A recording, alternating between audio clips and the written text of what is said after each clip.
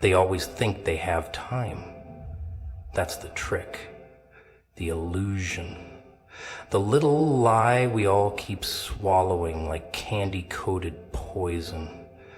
Tomorrow, next week, when things calm down, when it's the right moment, they push everything real, everything urgent to the back of their mind like it's some junk drawer that'll organize itself.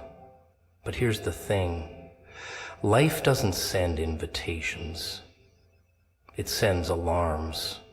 And most of you've been sleeping through them. They don't want you to wake up. No, they'd much rather you stay plugged in, comfortably numb, playing your part in their little production line. Get up, smile, nod, scroll, sleep, repeat. See, they figured it out a long time ago. The easiest way to control a soul is to keep it distracted. Feed it just enough stimulation to keep it from remembering that it's starving. Just enough comfort to keep it from noticing it's in a cage. But you started to notice, didn't you? It started with a question you couldn't shake, a moment of silence that felt too loud, a glance in the mirror that didn't quite match the mask you wear out there. Maybe it was a dream, a failure, a loss. But whatever it was, it cracked something open. And once the crack appears, you can't unsee it. You can't go back to pretending the house isn't on fire when you can smell the smoke in every room. That's when they start to panic. Not you, them. The ones who built their world around your silence. They feel the shift before you even speak. They sense the rebellion in your eyes before you take a single step. Because once you wake up, once you really wake up, you start seeing the strings. The manipulation dressed as love, the control dressed as tradition, the fear disguised as advice. And you stop dancing, you stop performing, you stop playing the broken game they swore was the only way to win. But breaking free doesn't look like fireworks and speeches. No, it's quiet, lonely, disorienting. You start questioning things you once accepted as truth. You start shedding beliefs like dead skin. You start feeling like a stranger in rooms you used to beg to be in. People you called family start sounding like foreign languages. Their words bounce off your new awareness like dull arrows. Because you're not who you were, and they don't know what to do with that. They'll try to bring you back. Not always with malice, sometimes with nostalgia, sometimes with guilt. You've changed. You're not the same. You're acting different. Of course you are. That's the whole point. What they really mean is you're not as easy to control anymore. You're not playing small so we can feel big. You're not carrying our emotional weight like you used to. And no matter how they phrase it, what they're asking for is your silence, your submission, your sleep. But the truth, it's loud, and once it wakes you, it doesn't let you rest. It pulls you, it breaks you, it rebuilds you with hands that feel more like fire than comfort. And every time you try to go back to the old you, the one who accepted crumbs and called it love, you feel it, the revolt in your spirit, the nausea of inauthenticity, the tension in your chest that screams, this isn't home anymore. And it's not. You outgrew it. That's not betrayal. That's becoming. They'll call you crazy before they call you awake, delusional before they call you visionary, selfish before they admit you finally started choosing yourself. But let them speak, let them mock, let them misunderstand. That's their process. Yours is different now. Yours is the path of clarity, of discomfort, of growth so painful it feels like death sometimes. But what's dying isn't you, it's the illusion, the character you were forced to play so others could sleep soundly. And as you rise piece by piece, something sacred happens. You stop needing applause. You stop chasing validation. You stop asking for permission to be who you are. You move different. You speak less, but mean more. You listen not to obey, but to understand. You walk into rooms without shrinking, without armor, without fear. And whether they see it or not, whether they clap or not, whether they stay or not, you finally know who you are. They always tell you to be patient, don't they? Just wait your turn, wait for the right time. Wait until you're more stable, more ready, more polished. But what they're really saying is wait until you forget. Wait until the fire dims. Wait until life beats that wild hope out of you. Because they know something most people never admit out loud. Timing is the biggest illusion they ever sold you. There is no right time. There's just time, and whether you obey it or waste it. You don't see the bars because they dressed them up nicely, made them gold, called them responsibility. They'll hand you a schedule and call it security. Fill your day with just enough noise that you forget you were born for more than surviving. Wake up, hit the alarm, brush your teeth, choke down some caffeine, pretend the emptiness inside you is just hunger. It's not hunger. It's a warning, a scream, a message trying to get through all the static. Something inside you is being suffocated by routine. And still you stall, you scroll, you pretend you don't know what you know, that you haven't seen the signs, the same dream repeating. The same failures chasing you like shadows. The quiet voice inside that always gets louder right before you fall asleep. You keep silencing it with entertainment, numbing it with busy work. But that voice is not your enemy. It's the last piece of you that hasn't been tamed yet. The part that still remembers who you really are. You think discomfort means something's wrong, but sometimes discomfort is the only honest thing you'll feel all week. It's not punishment. It's a signal. Something in you is tired of waiting for the life you keep saying you want. You keep praying for change but refusing to move. Begging for a new chapter while clinging to the last one with a death grip. You call it faith. But faith without movement, that's just fear in costume. You weren't born to blend in.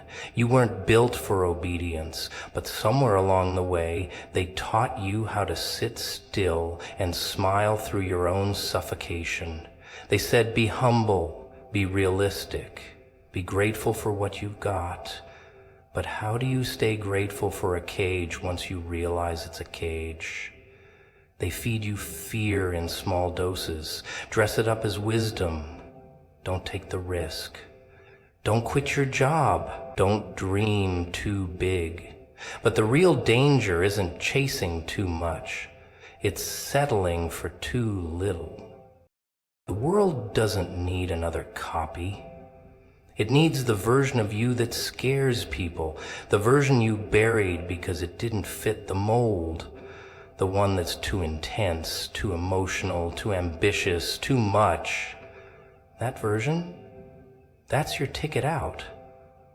That's the key they don't want you to find. And here's the irony. They see it in you. That's why they try to shrink you. Because if you ever stood fully in it, you'd expose the lies they've built their lives around. They want you to second guess, to hesitate, because the moment you stop waiting and start, everything changes, not just for you. For them, your movement forces them to face their stillness. Your courage becomes a mirror to their fear. So they'll mock you, laugh at your plans, call your vision crazy. But they're not laughing because it's impossible. They're laughing because they know deep down, if you actually go through with it, you'll prove it was possible the whole time. And that terrifies them. You don't need more time, you need more truth. And the truth is, you're already late. Late to your calling, late to your power, late to the moment you were supposed to take the mask off and burn the script. Not because you failed, but because you've been hiding in a life that was never meant to fit you. And the longer you stay, the heavier it gets, the more you lose pieces of yourself trying to fit into roles you were never supposed to play. You don't have to have it all figured out. You just have to start. Clarity doesn't come before motion, it comes through motion. You won't get certainty, you'll get chaos. You'll get fear, you'll get resistance. But on the other side of that, something you've never tasted before. Freedom, power, real joy, not the kind you fake on camera, not the kind that needs likes to exist, the kind that wakes you up without an alarm, the kind that doesn't need approval to breathe. You ever notice how people get real quiet when you start talking about purpose? Not jobs, not goals, purpose. Like that thing inside you that existed before the world told you who to be. That raw, unpolished truth that shows up in the silence, in the pain, in the moments no one else can see. They act like they don't hear it, like it's just some motivational fluff, but deep down, it haunts them. Because purpose means responsibility. It means you're not here just to survive, and that scares the hell out of them. That scares the hell out of them. Because if you admit you have a purpose, now you have no excuse. You can't blame the system. You can't hide behind your upbringing. You can't keep calling your fear logic. You either rise or rot. And most people, they'd rather rot comfortably than rise painfully. They'll sit in a life that's crushing their soul just because the pain is predictable. They'll call it stability, call it adulthood, call it whatever they want, but it's still slow motion suicide. See, when you know you were built for more, but you keep pretending you weren't, that's where the sickness starts. Not in your body, in your spirit. You'll wake up tired, not from work, but from wasting yourself, from biting your tongue, from nodding at things you don't believe in. You'll start breaking down for no reason, not because you're weak, but because your soul is suffocating. It's screaming behind your eyes, begging you to stop pretending, begging you to remember. But remembering hurts, doesn't it? It brings up everything you've tried to bury, the dreams you abandoned, the moments you played small, the times you said yes when everything in you was screaming no.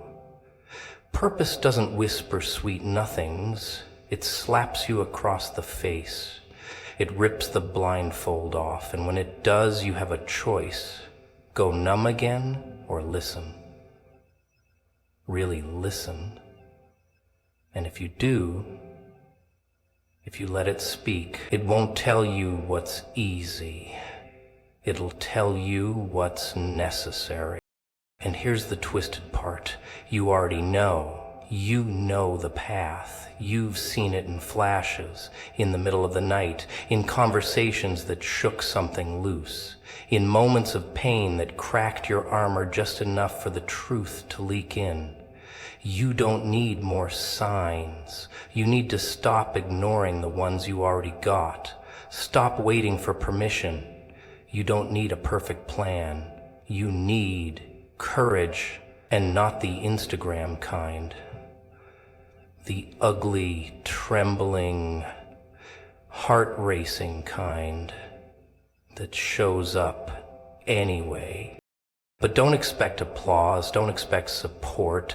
Purpose is not a group project, it's not a consensus, it's a war between who you've been and who you're becoming.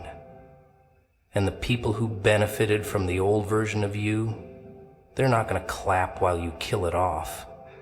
They're going to pull, guilt trip you, call you selfish, say you're changing. And they're right. You are changing because you're done being used as a background character in your own life.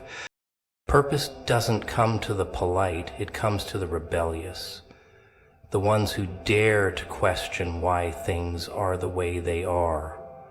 The ones who don't just want peace, they want truth, even if it burns, even if it breaks them, because they know real peace doesn't come from avoiding pain. It comes from becoming undeniable, so that no matter who tries to erase you, manipulate you, reduce you, you stay stand. Not because it's easy, but because it's who you are. You weren't meant to be a copy. You weren't born to be manageable. There's something in you that was designed to disrupt, to awaken, to rebuild. And yeah, that kind of fire makes people uncomfortable. But that's not your problem. That's their limitation. Your job is not to be liked. Your job is to light up, to bring the storm, to stop asking if you're too much and start asking if they're just too small. The world doesn't need more polite silence. It needs people who are done hiding. People who are willing to burn every fake part of themselves to find what's real. People who don't just talk about purpose. They live it, even when it costs them everything they thought they needed, even when it makes them walk alone. Because the ones who walk alone with truth, they're never really alone. They carry something too loud to be ignored, too strong to be silenced. You want to know why most people stay stuck? It's not because they're lazy. It's not because they don't have talent or drive or some deep longing for more. It's because they've been trained, conditioned to betray themselves daily. They call it compromise, they call it maturity, but what it really is, what it's always been, is self-abandonment, dressed up in nicer language. You trade little pieces of yourself day after day for approval, for safety, for some illusion of control. And before you know it, there's nothing left but a version of you that even you don't recognize. See, they taught you early. They gave you gold stars for sitting still, smiling on command, fitting into boxes. And when you didn't, when you dared to be loud, to feel deeply, to question everything, they called you difficult, problematic, too much. And you believed them. You believed that your fire was a flaw, that your truth was inconvenient. So you trimmed your edges, softened your voice, swallowed your question, and every time you did, you got a little further from yourself. It's subtle, this kind of self-betrayal. It starts small. You say yes when you want to scream no. You stay when everything inside you is begging you to leave. You laugh at things that aren't funny. Smile when you're breaking. Apologize for just existing. And they love it. They reward it. Because the more disconnected you are from your truth, the easier you are to control. A person at war with themselves is a puppet waiting for a master.